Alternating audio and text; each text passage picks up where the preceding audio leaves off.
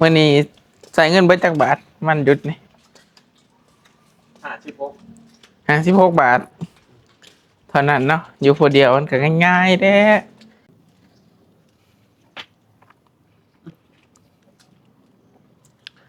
ข้าวมื้อใครอ่ะบ่กินได้ปะไม่ใช่ประหยัดมันแล้วคือบ่กินไงเนาะสมัยกูก่อนกูก็กินแบบนี้คือกันให้บอกกูผอมใครกินร้ายกับ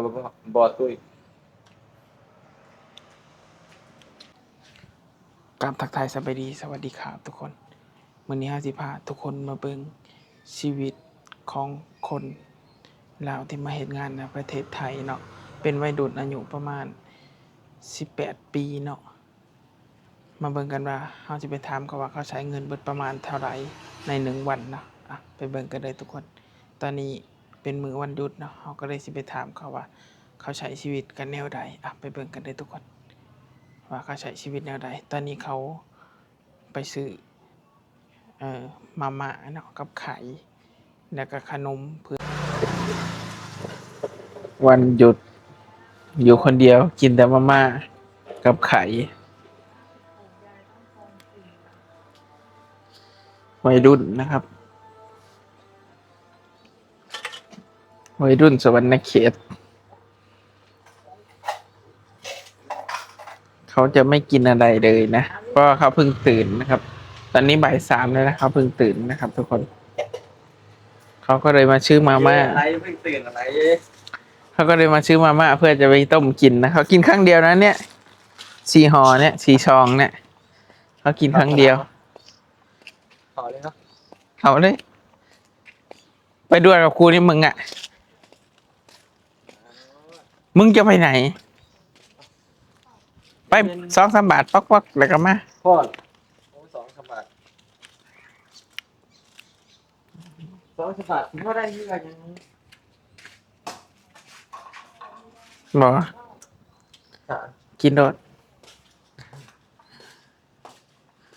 เนาะเพิ่นก็สิไปเติมพลังก่อนเดี๋ยวเพิ่นก็สิไปเตะตะกร้อวันนี้วันหยุดเพิ่นก็สิบ่มีหยังดอกเสื้อผ้าเพิ่นก็บ่ค่อยซักดอกเนาะอยู่ผู้เดียวเนาะเมียก็บ่มีเฮ็ดจังได๋มื้อนี้ใส่เงินเบิดจักบาทวันหยุดนี่56 บาทเท่านั้นเนาะอยู่ผู้เดียวมันก็ง่ายๆแท้แต่กู500เด้กูผู้500เด้อ500เด้อ500เลย500เด้อซื้อลอตเตอรี่แน่แบ่งแล้วเอ้าในฝาหลังโทรศัพท์มีดิใบหนึ่งใบเดียวไปซื้ออยู่วันพี่บอกว่ารถชน114นะแต่กูไปซื้อแล้วกูยังมาแล้วก็รถยังชนซื้อต้อง114ได้แหละอยู่ในรักเซา114ได้ลุงเอามาขายแล้วก็ให้ลุงเราเดือกให้ลองซื้อไทย12ไหมโอ้ยกูซื้อมาแล้วบ่ได้ซื้อได้แล้วงวดนี้ซื้อ100เดียวพอลองซื้อเลขไทย2 ตัวเลข12ไหมแต่เอียงบางทีมันจะออกเลขครับให้ใหม่เมื่อคืนนี้แม่นบ่โอ้เฮานี่ก็หาตั้งแต่แนวซื้อนะเมื่อคืนนี้เอาไว้เป็นตัวมีไว้สิท้ายคลิปนี่เอาเลยดิเอาเลยได้ใช่ว่าจะขัดสนามเอามึงยังมาจะแตกอย่างงี้ยังไม่ถือเกือบไม่ได้ใส่โอ้ยปาตินให้กูไม่สนใจ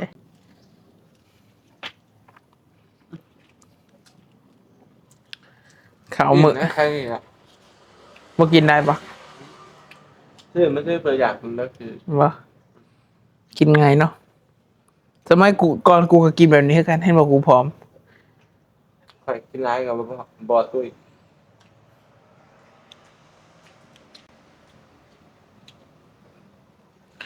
2 ปีที่เดียว3 ปีที่เดียวกูก็กินแบบนี้แหละเพราะว่ากูบ่มีเงินดิกินข้าวมื้อละ20 บาทเอาเป็นหนีเนาะกี่ดอกร้อยละยี่คิดเบิ่งจริงป่ะยืมคนอยู่บ้าน1,000ต่อ1,000ต่อ2 ดอก รวยมาก ยืม6,000น่ะถ้าต้องใส่ วัน ถ้าต้องใส่เท่าไหร่วะ มันเหี่ยอยู่นี่พ่อใหญ่เฉพาะนะเปียกมือ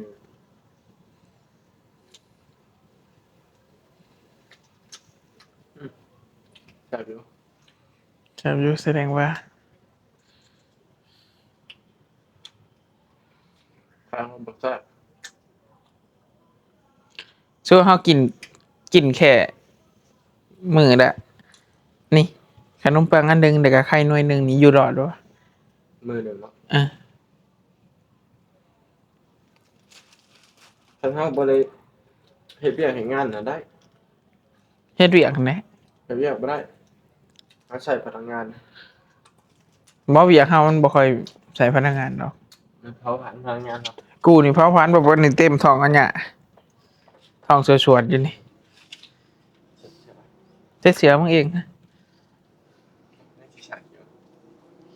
เฮ้ยเว้าตาหน้ากล้องก็ซื่อแล้วว่าสิซักจริงๆบ่ได้ซักเด้อทุกคน เกือบกระชับเบิด ทุกคนที่มันบอกว่าเดี๋ยวสีซักกันบ่ได้ซักหรอกคือซื้อ แต่ว่าบ่ซักให้ซักให้ ๆนี่นะผมมาเบิ่งห้องเพิ่นน่ะโอ้ห้องเพิ่นก็สะอาดอยู่เด้ โอ้สะอาดแท้ อยู่ผู้เดียวนะเจ้าซ้ำมึงบ่ ต่างคืน กูได้กินแต่บ่ดีว่ะ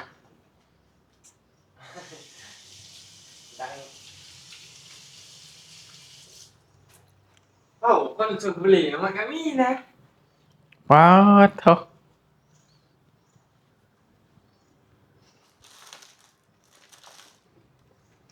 จักมื้อหนึงเบิด โอ้ยแต่โดนนะตั้งแต่มือไปต่อวัด ว่ะ ไปต้องเข้านะเอ้าเงินเขาปลาอีพี่บ่ เออ ติเออ เนาะผู้บ่าว เดือนนี้เลย ผู้บ่าวโอ้ยส่งคือซื่อๆแล้ว หืม ส่งคือแล้ว สองคืออะไร ส่งคือซื่อๆแล้วเรื่องก็มีไหมนี่ผู้บ่าวนี่ข้างห้องเขาสิมีแบบนี้นี่แบบ2 ขวดเรียงกันแล้วก็สิมีขวดน้ำเนาะผู้บ่าวห้องผู้บ่าวก็สิเป็นประมาณนี้ เขาแก้วมาเมื่อคืนบ่ได้กินบ่ได้เอ่ย แล้วก็สิมีดัมเบลอันหนึง คนเดียวเพราะอ้อยของข่อยเลย สิเท่านี้แหละของผู้บ่าว ไปเรียนนะบ่ ไปใส่ ไปบ่ราชนะ ไปติไปวัดกัน2 คนเฮาเท่านี้แหละ สิไปสิ ตอนนี้นี่นะ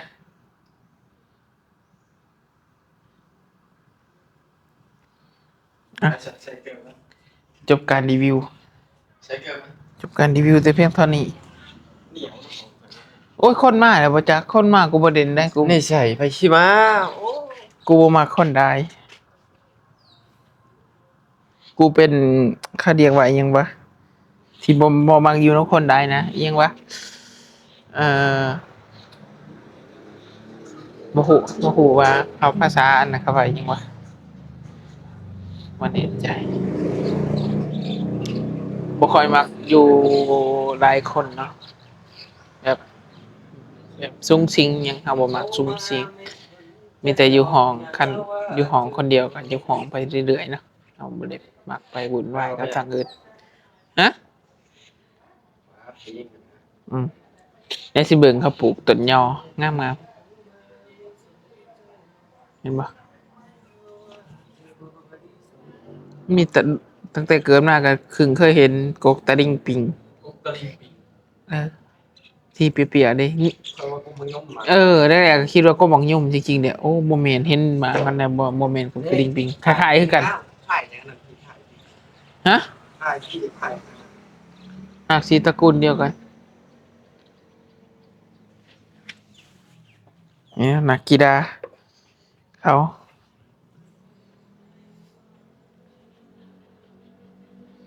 เขาเด็ดตอนนี้เหนื่อยตายพอดีเลย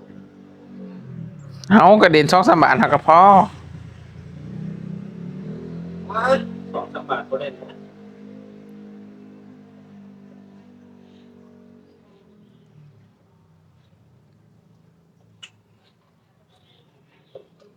อาจจะกินต้มมาม่าไปสองสามบาท ไปเดี๋ยวยังมากิน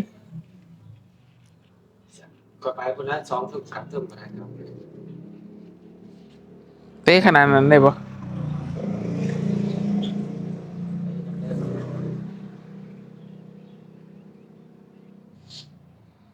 ถ่ายแบตขึ้นประมาณ50 ไปตอนนี้อยู่40 ไปไป มึงก็ฉากไว้นี่เดี๋ยวก็ไป ก็ไปไล่เนี่ยให้ทายใช้เบอร์4อ่ะ 42 40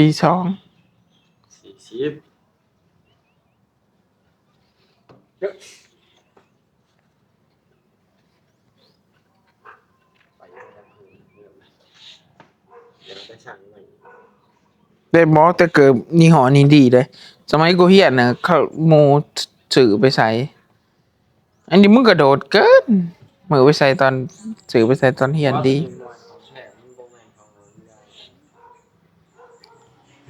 ใส่ข้างก็ร้ายนี่นะ อ่ะทุกคนจบการรีวิวแต่เพียงเท่านี้ ใส่ เนาะ เข้าไปในเครื่อง ฝากทุกคนกดไลค์กดแชร์กดติดตามไปด้วยนะบ๊ายบาย